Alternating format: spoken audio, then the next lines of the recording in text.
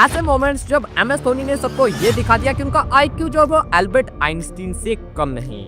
I agree. Number 10, ऐसा कहा जाता है कि क्रिकेट ग्राउंड पर जो विकेट कीपर होता है उसे फील्डिंग एंगल सबसे अच्छे से पता होते हैं और वो फील्डर्स को बिल्कुल सही पोजीशन पर खड़ा कर सकता है। लेकिन भाई MS धोनी एक ऐसे विकेट कीपर थे जिनकी इस मामले में सिक्स्थ सेंस भी काम करती थी, क्योंकि धोनी ने कई बार फील्ड पोजीशन के चलते पूरे मैच को बदला है और ऐसा ही कुछ IPL के इस मैच में भी हुआ। CSK और MI का मैच था जिसमें कायरन पोलार्ड ने सामने की तरफ एक छक्का जड़ा और फिर धोनी ने पोलार्ड के सामने एक ऐसी जगह फील्डर को खड़ा कर दिया जहां आप यूजुअली फील्डर को कभी नहीं देखते। धोनी ने शिवम दुबे को बिल्कुल पोलार्ड के नाक के सामने स्ट्रेट बाउंड्री पर खड़ा कर दिया और पोलार्ड को चैलेंज करा कि चलो अब इस फील्डर को टपा कर दिखाओ। पोलार्ड ने भी इस चैलेंज को एक्सेप्ट कर लिया और उस फील्ड को टपाने की कोशिश में सीधा उस फील्डर के हाथों कैच दे बैठे। लिटरली भाई उस फील्डर को 1 इंच भी आगे या पीछे नहीं होना पड़ा और पोलार्ड को धोनी के बिछाई इस जाल में फंसकर वापस जाना पड़ा।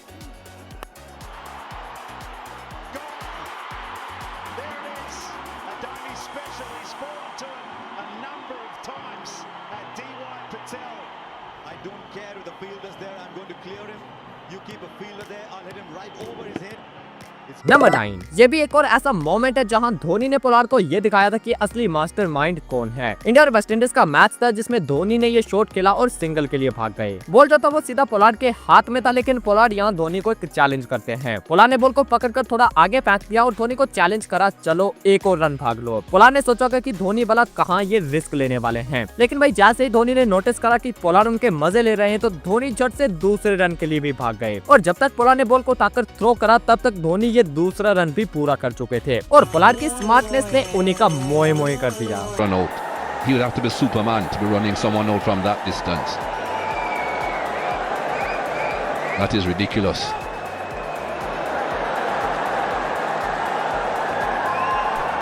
The throw didn't suggest that he was looking for a run out, was it? It was lobbed up in the air. भाई एक बात तो आप भी मानोगे कि रन लेते हुए MS धोनी की स्पीड को कोई भी मैच नहीं कर सकता था, क्योंकि जहाँ सिंगल होता था वहाँ धोनी डबल भाग लेते थे और जहाँ डबल होता था वहाँ कभी कभी ट्रिपल और कभी कभी जहाँ रन होता भी नहीं था वहाँ भी ये कहीं न कहीं से रन निकाल लेते थे। और ऐसा ही एक मोमेंट ये भी है। इंडिया और इंग्लैंड का मैच था और धोनी ने ऐसी जगह दुक्का भाग लिया जहाँ एक रन भी लेना मुश्किल था। जिमी एंडरसन की बॉल धोनी के पैर से टकराकर सीधा विकेट कीपर के हाथ में चली गई और विकेट कीपर ने बॉल को पकड़कर सीधा स्टंप्स पर थ्रो कर दिया। अभी तक तो धोनी ने रन लेने का सोचा नहीं था, लेकिन जैसे ही कीपर ने डायरेक्ट हिट मारी तो धोनी को सिंगल लेने का मौका मिल गया और उन्होंने सिंगल भाग लिया। अब बॉल जो था वो विकेट के पास ही रुका था, लेकिन विकेट कीपर अभी तक वहीं लेटा था और बॉलर जिमी एंडरसन वापस अपने रन अप की तरफ बढ़ने लगे थे और ये देखकर धोनी ने यहीं से दूसरा रन भी भाग लिया, क्योंकि जो बेल्स थी वो पहले से गिर चुकी थी और अब उन्हें रन आउट करने के लिए कीपर को स्टंप्स निकालने पड़ते और बस धोनी ने ये सारी कैलकुलेशंस करके झट से दूसरा रन भी पूरा कर लिया और जहाँ एक रन भी नहीं था वहाँ 2 रन आ गए।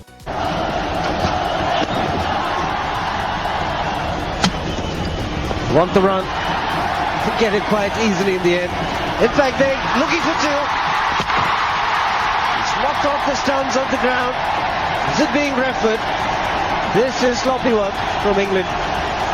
नंबर 8, DRS का मतलब होता है डिसीजन रिव्यू सिस्टम, लेकिन जो असली क्रिकेट फैंस हैं उनके लिए DRS का जो एक्चुअल मीनिंग था वो था धोनी रिव्यू सिस्टम। और ऐसा क्यों वो आप यहाँ देखो। इंडिया और इंग्लैंड के इस मैच में युवराज सिंह इस बाहर की बॉल को रीच करते हैं, लेकिन वो बॉल तक पहुँच नहीं पाते और बॉल कीपर पकड़ लेता है। अब कीपर और बॉलर कैच की अपील करते हैं और अंपायर आउट भी दे देता है, लेकिन नॉन स्ट्राइकर एंड पर खड़े धोनी की नजर ने यह साफ देख लिया था कि युवराज सिंह का बैट बॉल से नहीं बल्कि जमीन से टकराया था और धोनी ने युवराज से भी पहले DRS का इशारा कर दिया एंड रिप्ले में भी वही देखा गया जो कि धोनी ने देखा था। इसके बाद ये वाला मोमेंट देखो, शार्दुल ठाकुर की ये बॉल श्रीलंका के डिक वेला को छूती हुई सीधा धोनी के पास जाती है। अब इस बॉल पर धोनी अकेले अपील करते हैं क्योंकि सिर्फ उन्हें कुछ आवाज सुनाई देती है, लेकिन अंपायर उनकी इस अपील को इग्नोर तो करता ही है, साथ में इस बॉल को वाइड भी दे देता है। एंड अंपायर तो छोड़ो, उनके बाकी टीममेट्स भी धोनी की इस अपील में ज्यादा इंटरेस्ट नहीं दिखाते, लेकिन फिर भी धोनी सबको ये कहते हैं कि उन्हें कोई आवाज आई है और धोनी के कहने पर विराट कोहली DRS की मांग कर लेते हैं और फिर DRS में साफ पता चल जाता है कि बॉल जो है वो डिकवेला के ग्लव को छू कर गया था। They've all gone up together. Oh, he's called it a wide. I think it's come off the thigh pad, to be honest. There was just some sort of a deflection. They're all gathering. Oh, and he's gone for a DRS. Virat Kohli.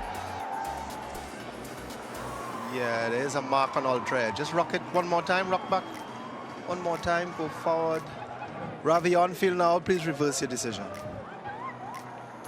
Oh yes, Thakur strikes. अब ऐसा ही एक और moment है जहां धोनी अकेले appeal करते हैं और बाकी कोई भी उनका साथ नहीं देता है। ये मोमेंट है 2011 के वर्ल्ड कप का। युवराज सिंह की इस बॉल को आयरलैंड का ये बैटर आगे आकर डिफेंस करता है और बॉल उसके बैट और पैड के बीच में जाकर कहीं लगता है। MS धोनी तो इस बॉल पर LBW की अपील करते हैं, लेकिन बॉलर ज्यादा इंटरेस्ट नहीं लेते क्योंकि उन्हें लगता है कि शायद बॉल बैटर के बैट से लगा है। लेकिन धोनी खुद पर यकीन करते हुए इसे भी DRS कर लेते हैं एंड एक बार फिर से डिसीजन जो है वो धोनी के फेवर में जाता है। नंबर 7, आपने देखा होगा कि MS धोनी जो थे वो मैच के हर एक सेकंड में इन्वॉल्व रहते थे, चाहे विकेट के पीछे कीपिंग करते हुए हो या फिर बैटिंग करते हुए। मैच की सारी कैलकुलेशंस हमेशा धोनी के दिमाग में पहले से हो जाती थी और उन्हें कैप्टन कूल भी इसलिए कहा जाता था क्योंकि वो हाई प्रेशर सिचुएशंस में भी काफी कूल रहकर डिसीजन लेते थे। और उनकी इस कैलकुलेशन का छोटा सा एग्जांपल आप इस वीडियो में देखो। इंडिया और ऑस्ट्रेलिया का मैच था और इस मैच को जीतने के लिए इंडिया को लास्ट 5 गेंदों में 6 रन चाहिए थे। इंडिया के 3 खिलाड़ी आउट हो चुके थे और स्ट्राइक पर MS धोनी के साथ 98 पर बैटिंग कर रहे मनीष पांडे थे।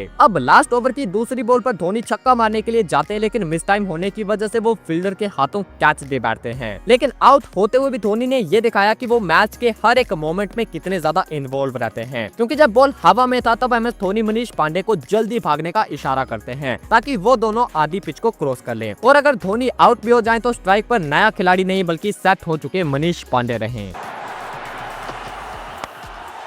Now has he got enough on this one? He has it. Warner takes it in the deep.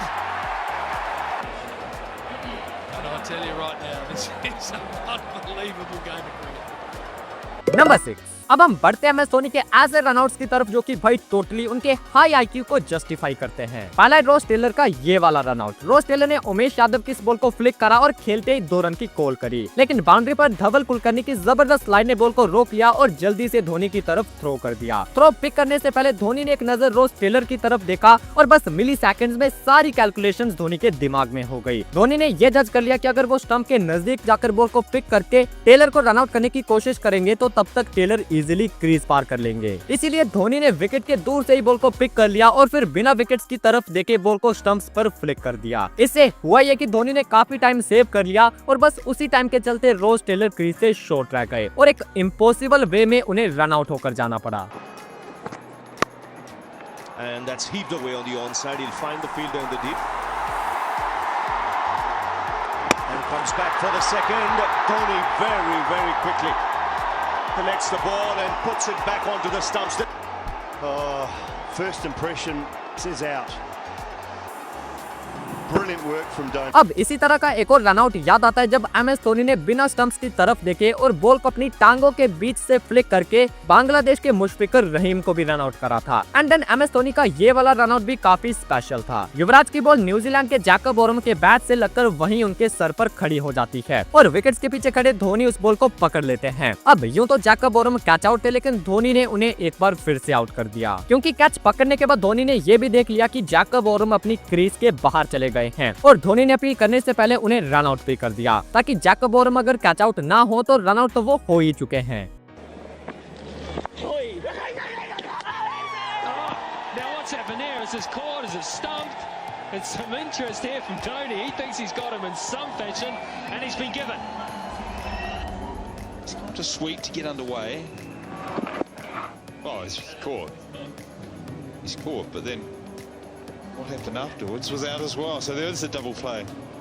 The result's the same. Number 5, MS Dhoni ने अपने पूरे कैरियर में ऐसे डिसीजन लिए हैं जिसे ज्यादातर लोग हैरान हो जाते हैं कि भाई आखिर धोनी ने ऐसा क्यों किया, लेकिन जब उस डिसीजन का रिजल्ट आता है तब सभी यही कहते हैं कि इसके पीछे धोनी का मास्टरमाइंड था। और वैसा एक मास्टरमाइंड मोमेंट 2007 के T20 वर्ल्ड कप फाइनल में भी देखा गया था। जो मैच का आखिरी ओवर था उसमें पाकिस्तान को सिर्फ 13 रन चाहिए थे और इस ओवर को डालने के लिए 2 कैंडिडेट थे। एक थे जोगिंदर शर्मा और दूसरे थे हरभजन सिंह, जो कि ज्यादा एक्सपीरियंस थे और हर कोई यही चाहता था कि धोनी इस लास्ट ओवर के लिए बॉल एक्सपीरियंस्ड भज्जी को ही दें, लेकिन धोनी ने सबके ऑपोजिट इस लास्ट ओवर के लिए बॉल जोगिंदर शर्मा को पकड़ा दी and rest is the history. Joginder Sharma की इस तीसरी बॉल पर मिसबॉलक ने स्कूप शॉट खेलने की गलती करी और पाकिस्तान 5 रन रहते ऑल आउट हो गई। नंबर 4, हमने ऐसा कई बार देखा है जब इंडिया मैच हार रही थी और MS धोनी ने आकर मैच को टोटली इंडिया के फेवर में लाकर खड़ा कर दिया हो, और वैसा ही एक मैच ये भी था। साउथ अफ्रीका को जीतने के लिए सिर्फ 4 रन चाहिए थे, गेंदें बची थी 50 और अफ्रीका की अभी 2 विकेट्स बाकी शॉकिंग थी। और इस मोमेंट पर मास्टरमाइंड धोनी ने ऐसा चक्रव्यूह रचा कि अफ्रीका इन 4 रनों को भी बना नहीं पाई। धोनी ने पॉइंट और कवर के बीच 3 खिलाड़ियों को खड़ा कर दिया और फिर गेंदबाज को इशारा करा कि स्टंप्स के बाहर बॉलिंग करो। और जैसे ही बॉलर ने इस प्लान को फॉलो करा तो चौका मारने के लालच में मोनी मोरकल उसी फील्ड में खड़े यूसुफ पठान के हाथों कैच दे बैठे।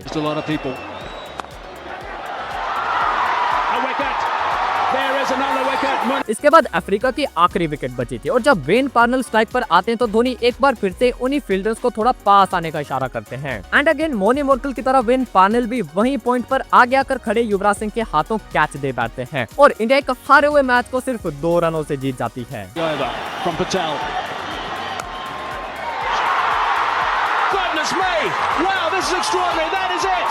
It is sensational stuff here at the Wanderers. Parnell cannot believe what's happened. The celebrations have begun for India. Number 3, ये भी एक ऐसा मैच है जो कि कह सकते हैं कि धोनी ने अपनी कैलकुलेशन के चलते इस मैच को भी अगेन इंडिया के फेवर में ला दिया था। ये मैच है 2013 चैंपियंस ट्रॉफी का फाइनल, जिसमें इंग्लैंड को 16 गेंदों में सिर्फ 20 रन चाहिए थे और क्रीज पर ओवेन मॉर्गन और रवि बोपारा बैटिंग कर रहे थे, जो कि दोनों बढ़िया सेट हो चुके थे। और धोनी के पास इन 3 ओवर्स को डालने के लिए मल्टीपल ऑप्शंस थे, जिसमें भुवनेश्वर कुमार, उमेश यादव, आर अश्विन थे, जिन्होंने इस मैच में सबसे अच्छी बॉलिंग करी थी। लेकिन MS धोनी ने इस 18वें ओवर को डालने के लिए ईशांत शर्मा पर भरोसा किया, बावजूद इसके कि ईशांत शर्मा इस मैच में सबसे महंगे बॉलर साबित हुए थे और उनके 3 ओवर्स में उन्हें बाकी बॉलर्स के कंपैरिजन में सबसे ज्यादा मार भी पड़ी थी। लेकिन फिर भी धोनी ने ईशांत को ये ओवर दे दिया और हुआ क्या, ईशांत ने अपने इस आखिरी ओवर में पूरे मैच को बदल दिया। एक ही ओवर में ईशांत ने सेट हो चुके ओवेन मॉर्गन को भी आउट कर दिया और रवि बोपारा को भी। और जो इंग्लैंड इजीली इस मैच को जीत रही थी, इस ओवर के बाद वो टोटली कोलैप्स हो गई और इंडिया चैंपियंस ट्रॉफी की चैंपियन बन गई। नंबर 2, अब ये वाला जो मोमेंट है ये मेरा सबसे फेवरेट है और ये मोमेंट है साल 2007 के वर्ल्ड कप में हुए बॉल आउट का। इंडिया और पाकिस्तान का ये मैच जब टाई हो गया तो टाई ब्रेकर के लिए इन दोनों टीमों के बीच बॉल आउट करवाया गया। एंड इस बॉल आउट में इंडिया के बॉलर आ रहे थे और स्टंप पर बड़ी आसानी से निशाना लगा रहे थे और वहीं पाकिस्तान का कोई भी बॉलर विकेट को टारगेट ही नहीं कर पाया। अब इसमें खास क्या था आप वो देखो। एक तरफ है पाकिस्तान के विकेट कीपर और दूसरी तरफ है इंडिया के विकेट कीपर MS धोनी। इन दोनों की पोजीशंस को आप ध्यान से देखो। जो पाकिस्तान के विकेट कीपर है वो अपनी टिपिकल पोजीशन में ही खड़े थे, जैसा कि आम मैचेस में होता है, लेकिन वहीं धोनी विकेट्स के पीछे जाकर अपने घुटनों पर बैठ गए थे।